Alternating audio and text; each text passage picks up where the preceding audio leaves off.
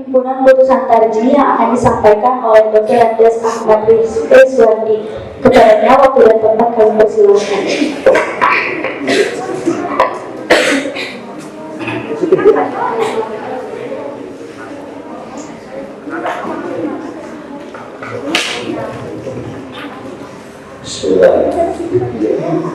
Assalamualaikum warahmatullahi wabarakatuh. Waalaikumsalam warahmatullahi wabarakatuh.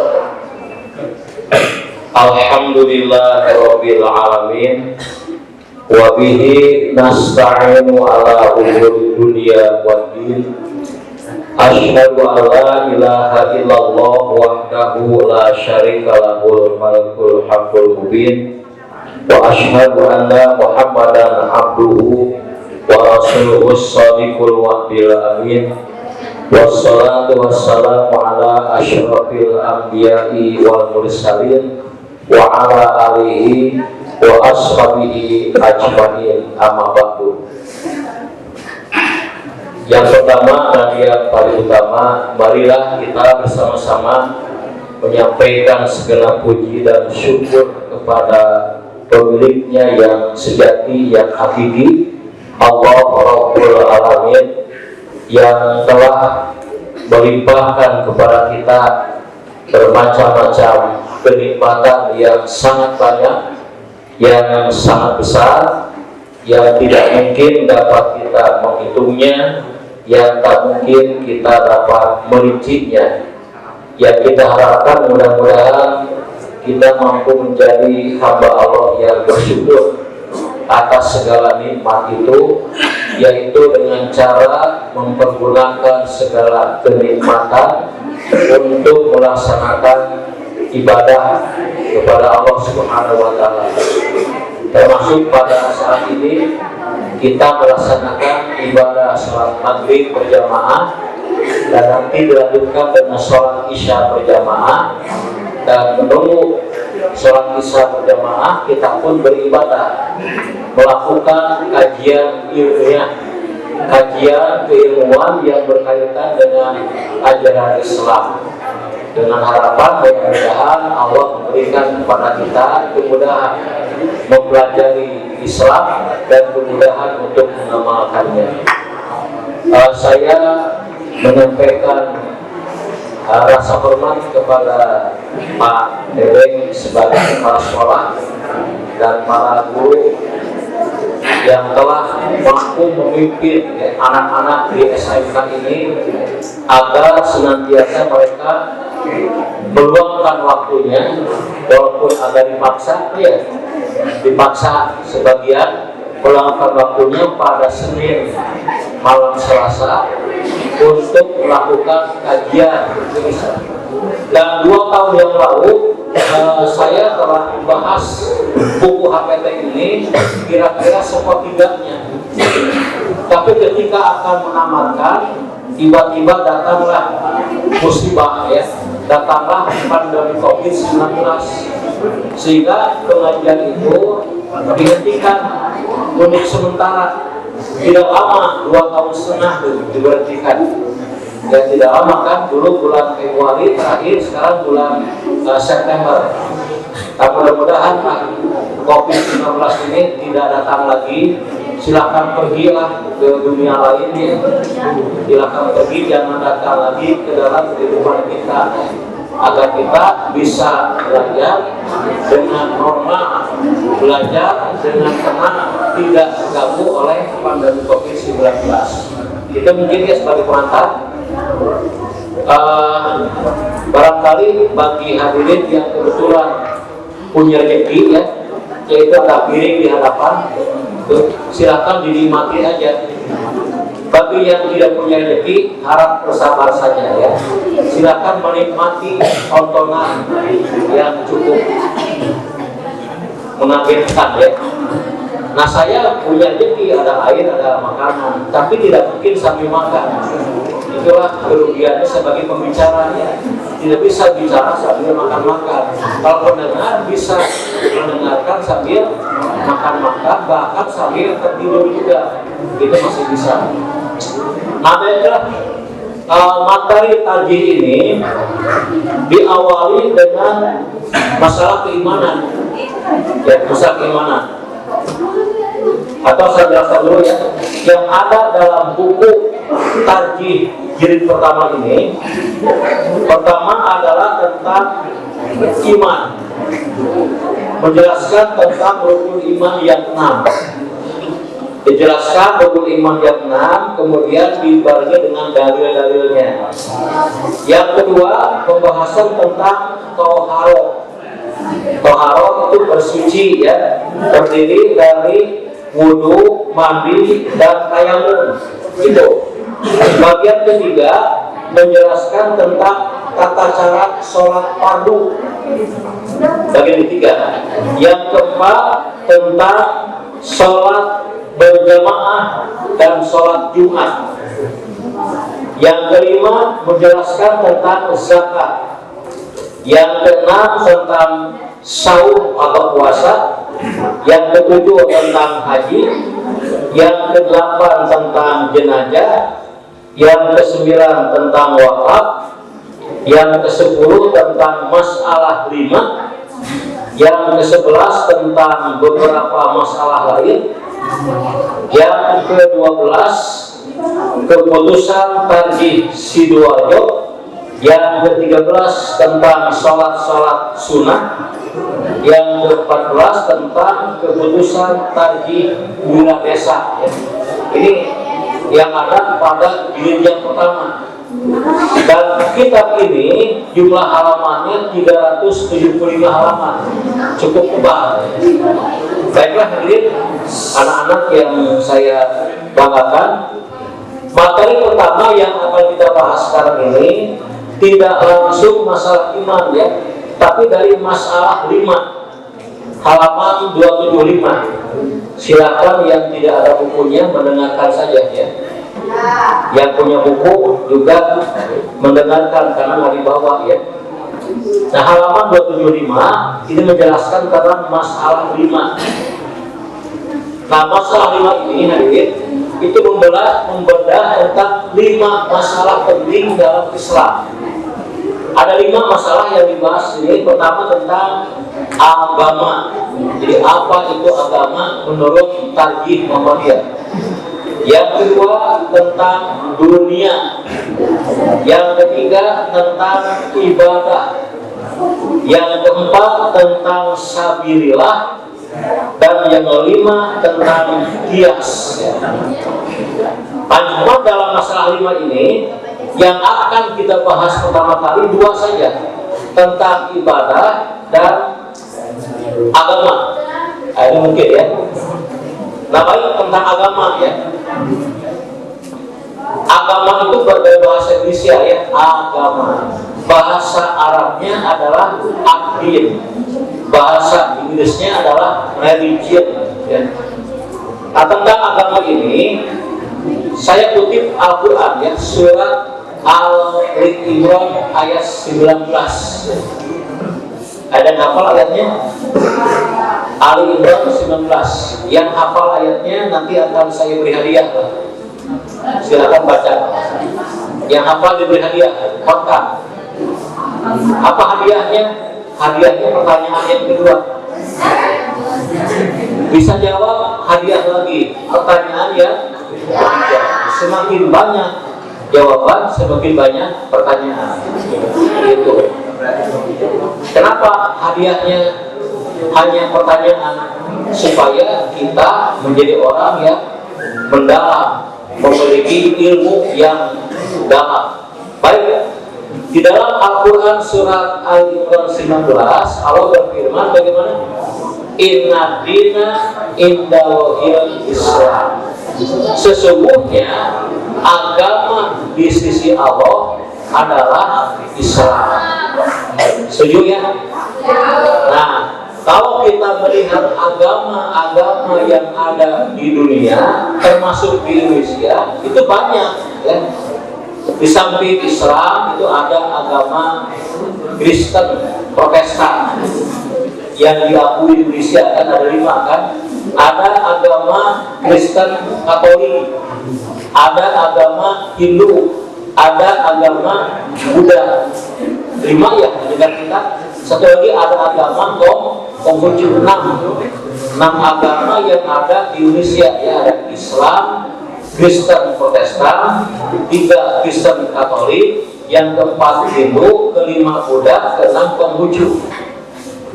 Nah di dunia lain masih ada agama Zoroaster atau Majusi, ada agama Shinto, dan ada agama yang lain yang saya tidak hafal. Katanya sampai belasan agama-agama yang ada di dunia.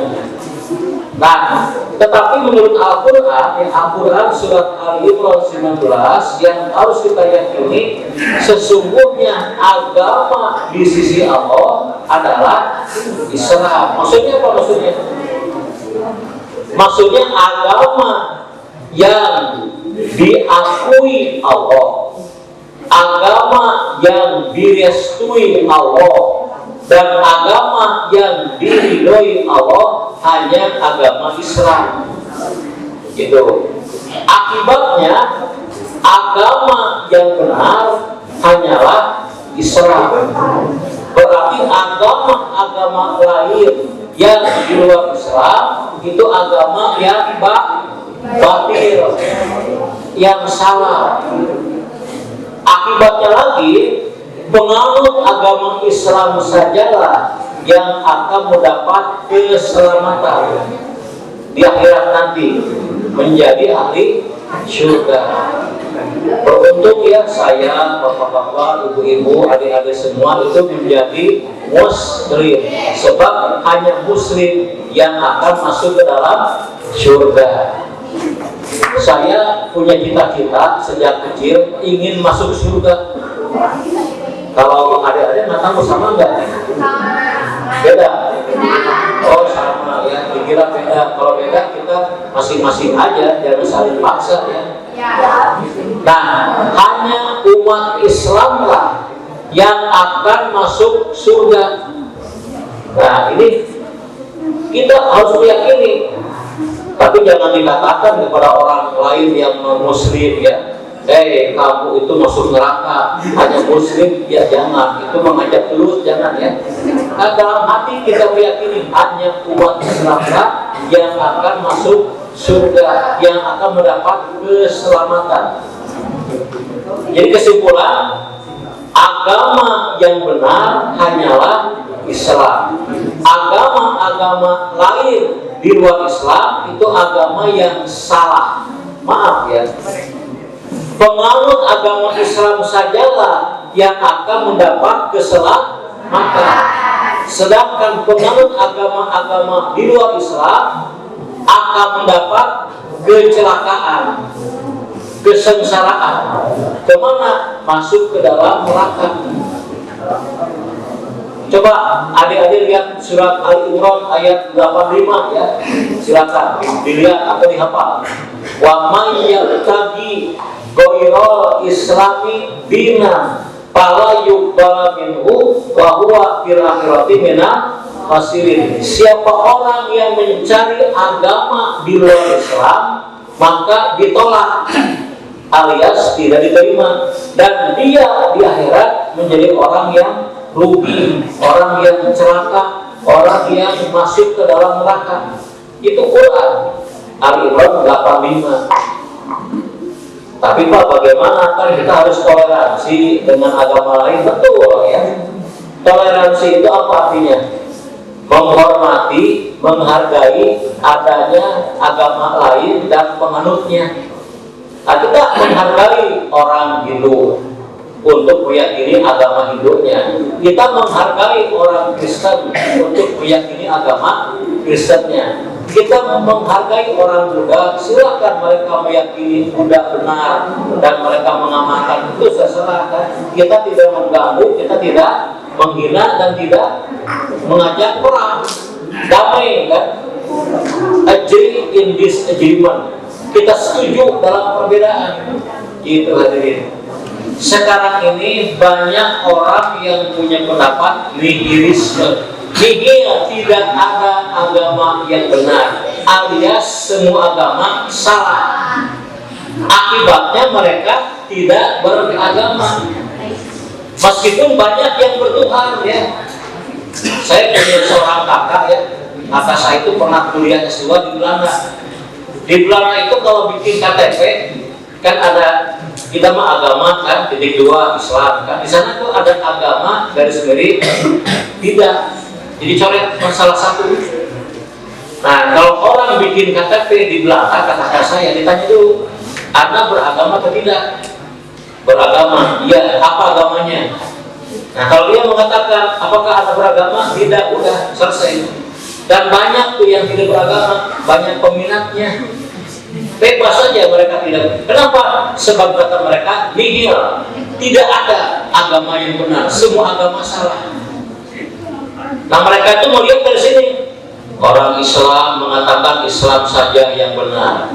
Orang Kristen mengatakan Kristen saja yang benar. Orang Hindu mengatakan Hindu aja yang benar. Itu berarti salah semuanya. Dan daripada milih, mending tidak milih. Itu netral agama. Seperti orang mengatakan celana hitam bagus, celana merah bagus, celana putih bagus. Ah, milih nggak pakai celana aja. Biar apa? Biar ketirisan. Nah, jadi karena bingung semua celana bagus, akhirnya tidak pakai celana. Nah, karena mereka bingung melihat orang Islam mengatakan Islam benar, orang Yahudi mengatakan Yahudi benar. Udah, yang benar tidak mengandung satu pun. Itu nihilisme. Banyak pembedanya. Tapi mereka masih banyak yang percaya kepada Tuhan. Mereka mengatakan Tuhan yes, agama no. Ya. Jadi God yes, religion no. Jadi Tuhan masih diyakini ada, tapi untuk agama tidak ada tempat dalam diriku. Ini. Bahkan ada lagu barat judulnya Bad Religion. Ada yang lagu itu ya, lagu rock namanya Bad Religion. Oh, jangan didengarkan lah.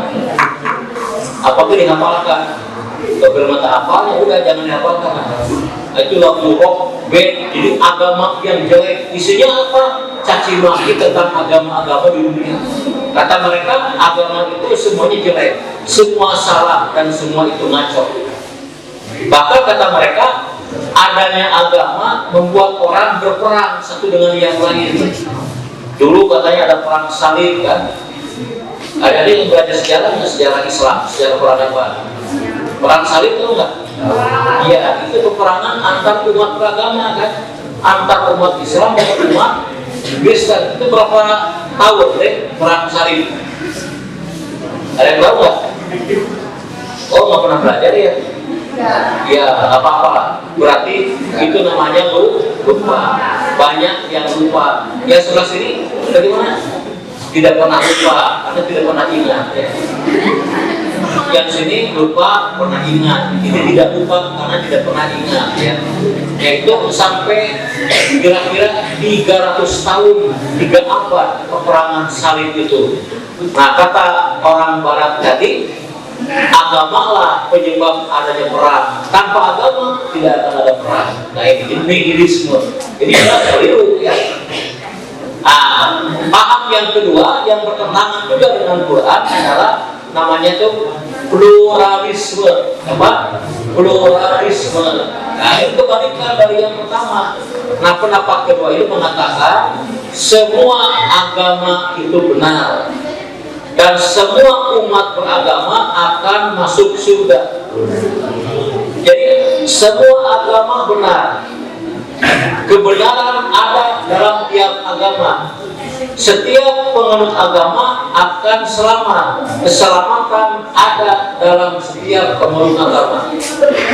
Jadi agama manapun sama benarnya, cuma beda caranya saja. Coba, mereka punya argumen, punya dalil, punya alasan. Islam mengajarkan kebaikan, betul tidak?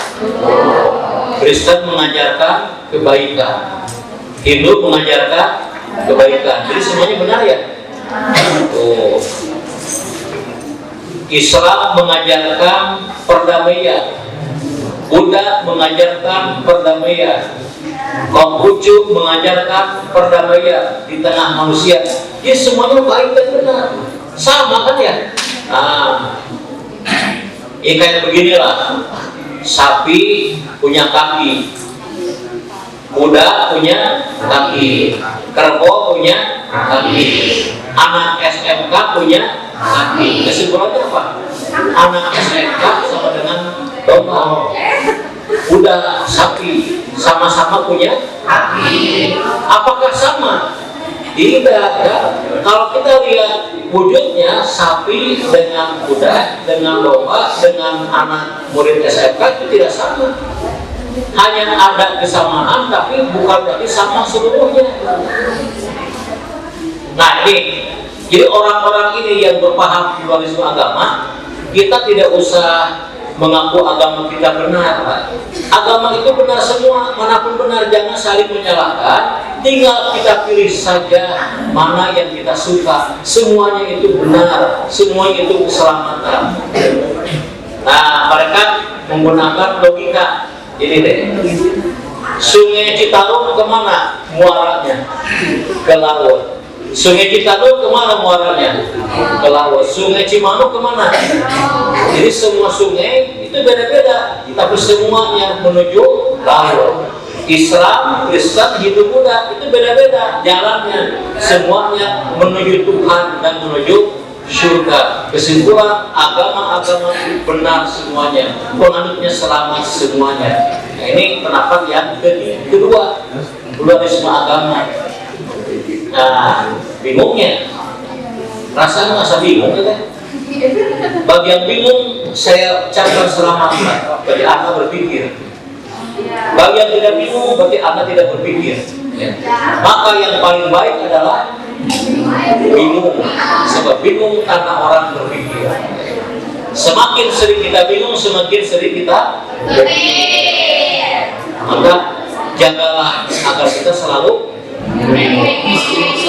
Pertama kita selalu berpikir, ya baik. Nah, pendapat ketiga ini, pendapat kedua ini jelas salah. Kata Quran kan inna dina inda Islam. Sesungguhnya agama di sisi Allah hanyalah Islam. Coba kita buktikan bahwa agama itu tidak sama. Apa buktinya? Contoh lah, contoh. Di dalam Islam kita diharamkan, dilarang makan daging babi, betul tidak?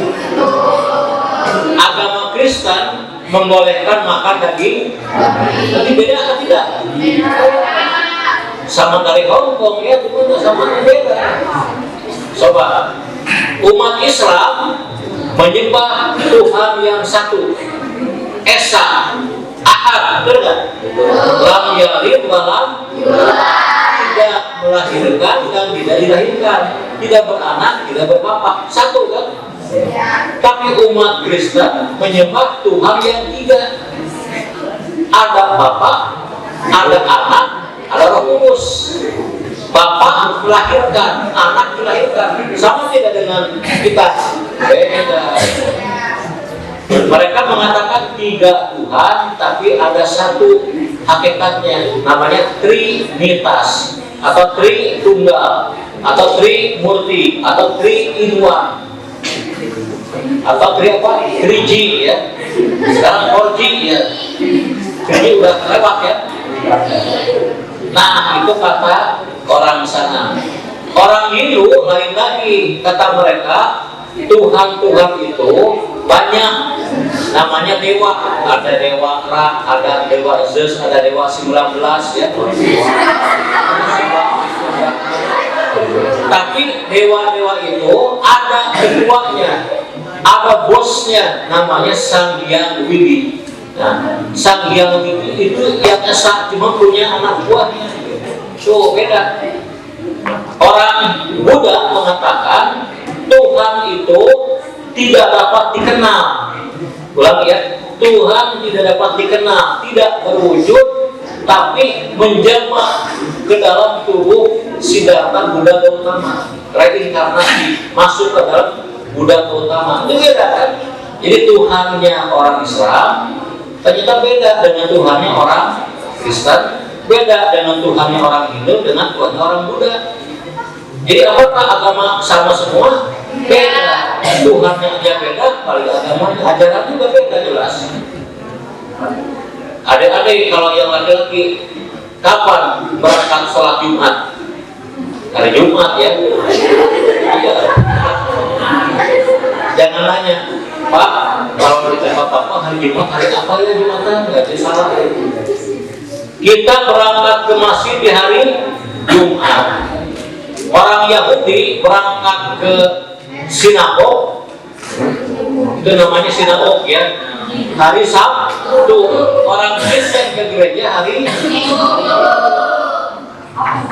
Tapi ada tetangga saya tuh hari Jumat ke masjid, Minggu ke gereja.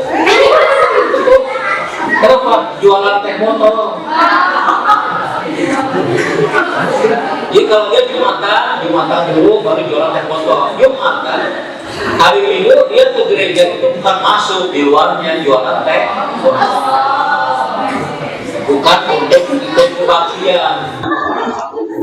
Jadi kalau kita lihat fakta kenyataan ya, ternyata agama-agama itu berbeda satu dengan yang lain. Nah, dalam agama konsep yang paling fundamental, bahasanya penting ya, konsep yang paling penting tentang Tuhan ya. Nah, Tuhan itu beda. Kitab sucinya coba. Kita umat Islam, apa kitab suci kita? Orang Kristen kitab sucinya Alkitab, Bible. Kalau kita baca beda segala-galanya. Jadi sama dari mananya agama-agama itu. Maka kedua pendapat ini, dua-duanya itu lantur, dua-duanya ngaco sama. Pendapat pertama, nihilisme mengatakan semua agama salah, itu ngaco.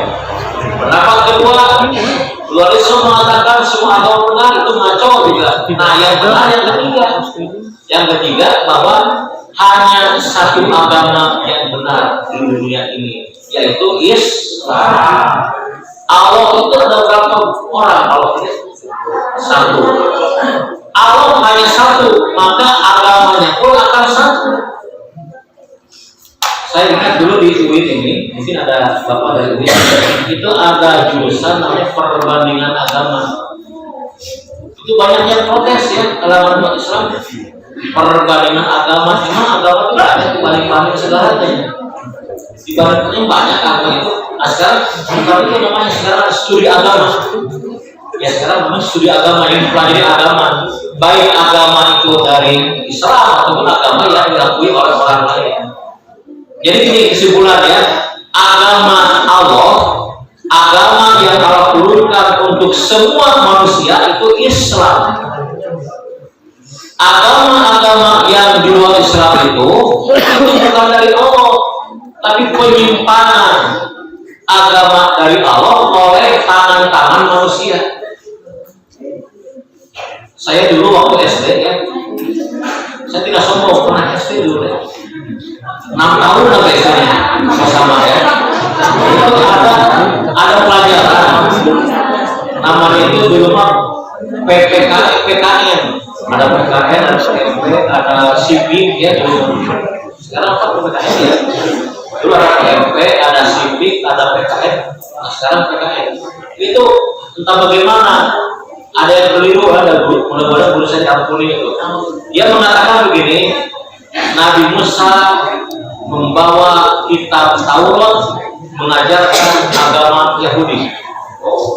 Nabi Isa membawa kitab Injil mengajarkan agama Kristen. Nabi Muhammad membawa Al-Quran mengajarkan Islam. Itu dalam buku ada, tapi bukunya dihapus karena dianggap keliru. Menurut Islam, menurut Al-Quran, Nabi Musa itu membawa agama apa? Islam. Nabi Daud membawa agama Islam. Nabi Isa membawa agama Islam. Nabi Muhammad juga membawa agama Islam. Bagaimana Yahudi? Nah, agama Yahudi itu adalah agama Islam yang dibawa oleh Musa dan diselewengkan oleh pengikut Nabi Musa. Namanya Samiri. Samiri. Kalau ada di masak kan ada Samiri ya. Oh, samaran.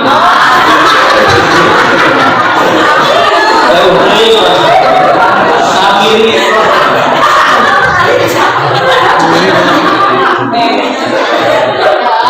Nah, Samiri itulah yang mendirikan agama Yahudi. Samiri dan Saduki ya. Saduki ada tokoh Yahudi. Agama Kristen itu bukan agama yang diajarkan oleh Nabi Isa Al-Masih, atau kata mereka bukan agama Yesus Kristus. Agama Isa Al-Masih, agama yang diajarkan oleh Yesus Kristus adalah agama Islam. Agama Kristen itu agama yang didirikan oleh Paulus. Ya. Itu salah seorang Yahudi yang katanya ikut Nabi Isa, itu Paulus yang mengajarkan agama Kristen. Di rumah saya punya kitab suci agama Kristen namanya Bible Alkitab ya. Itu di sana ya diterangkan Nabi Isa, Yesus ya. Yesus itu pada usia 8 hari disunat, dihitan. Dihitan berapa? 8 tahun, saya usia 8 tahun dihitan dulu. Nabi Ibrahim dihitan usia berapa tahun? Nabi Ibrahim 80 tahun pakai kampak sama dia akhirnya 80 tahun. Dalam Injil Nabi Isa itu dihitan 8 hari usianya. Tapi Paulus mengajarkan hitam itu tidak perlu, sebab yang perlu adalah hitam rohani, bukan hitamnya si etak. Si etak sopan bulan buat. Si etak mah tidak perlu dihitam, rohani batin yang hitam, itu kata Paulus. Nabi Isa itu ketika wafat ya, menurut versi orang Kristen ya, itu pakai kain kapan, seperti kain kapan yang putih. Tapi sekarang coba orang Kristen ya, pendeta, pastor, kalau mati pakai apa? Ya, pakai jas, pakai dasi, pakai celana, pakai jin ya, jin pakai sepatu. Kalau orang tua dihias bagaikan pengantin, waktu biasa. Nah, itu bertentangan dengan Nabi Isa alaihissalam. Nah, Nabi Isa itu melarang manusia makan daging babi, tapi Paulus mengatakan boleh makan daging babi. Itu beda. Jadi ajaran Nabi Isa itu ajaran Islam, ajaran Paulus atau ajaran Kristen. Ini maaf saja, ada tuh buktinya. Kalau ingin silakan dibaca nanti. Kalau punya Bibalnya, tidak punya, saya siap membacakan kalau diperlukan. Nah, ini kembali ke yang tadi. Jadi semua nabi dan rasul itu membawa ajaran Islam. Semuanya adalah Muslim. Nah, ini panjang pengantarnya ya. Nah, oleh karena itu dalam HPT jilid 1 halaman 276 disebutkan. Nah, ini disebutkan ya, ada 2 konsep agama, 2 definisi agama dalam HPT. Yang saya bacakan yang pertama, ini yang umum. Ad-dinu huwa ma syara'ahullahu ala lisani anbiya'ihi minal awamir wal nawahi wal irsyadati lisolahil ibad dunyahu wa ukhrahu. Jelas tidak? Jelas tengah hatinya. Jelas suaranya cuma tengah hati jelas. Saya percaya lah adik-adik itu bahasa Arabnya bingung.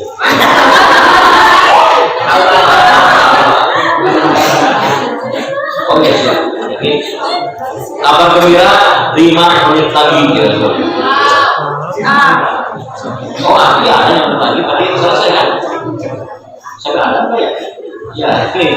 Jadi kata buku ini, agama adalah apa yang disyariatkan Allah kepada Nabi nabinya. Coba nih, kepada siapa? Nabinya. Ada berapa jumlah nabi? Kalau banyak, cucu saya juga tahu banyak. Ya, angkanya berapa? Ya, sekira gitu. Ya, itu menurut hadis jumlahnya 124.000 nabi. Cuma yang ada di Quran hanya 25 nabi. Nah, kata KPT ini, agama itu adalah ajaran Allah melalui nabi-nabinya, bukan hanya Nabi Muhammad saja. Nabi Isa, Musa, Ibrahim, Nuh, Ismail, semuanya melalui agama Islam. Bukan HPT ya, Muhammadiyah. Nah, jadi agama adalah ajaran Allah melalui nabi-nabinya, berisi tentang perintah-perintah, larangan-larangan, petunjuk-petunjuk untuk kebaikan manusia di dunia dan di akhirat. Itu kesimpulan pertama. Nanti yang keduanya nanti malam Selasa depan aja. Ya. Yang waktunya hampir habis, hampir ada bisa. Kita tanya jawab aja. Kalau ada yang bertanya, siap tanya, siap jawab. Mensana incorpore sano. Pertanyaan ke sana, jawaban ke sono lah. Silakan kalau ada pertanyaan, diskusi. Ada nggak deh? Ada? Ada nggak? Kalau tidak ada pertanyaan, ada dua kemungkinan, kan? Pertama, sangat memahami. Yang kedua, sangat bingung. Boleh.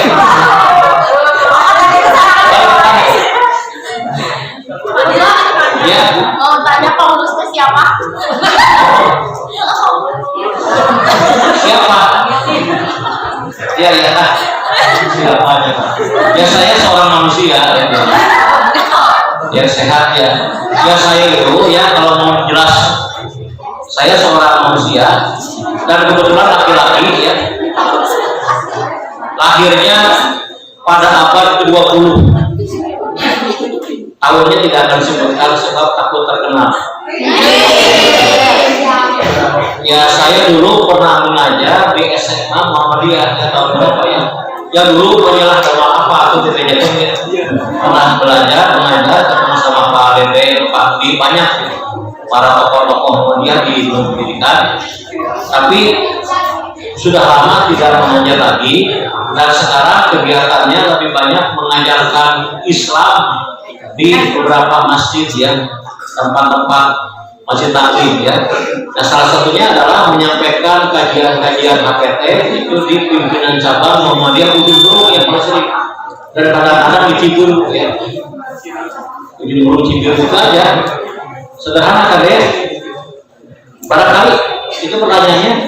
Mudah-mudahan jawabannya tidak memuaskan. Enggak, silakan yang lain ada lagi. Ya. Oh iya. You welcome. Ini pakai bahasa Inggris. Kenapa di rumah tuh saya dengan anak-anak itu nggak pernah pakai bahasa Inggris? Nggak pernah pakai bahasa Sunda.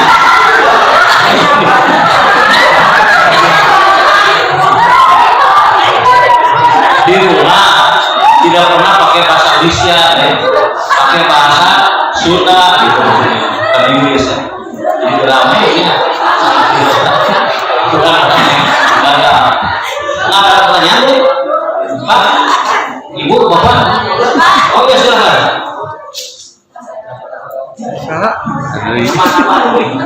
Iya. Ke depan. Ya.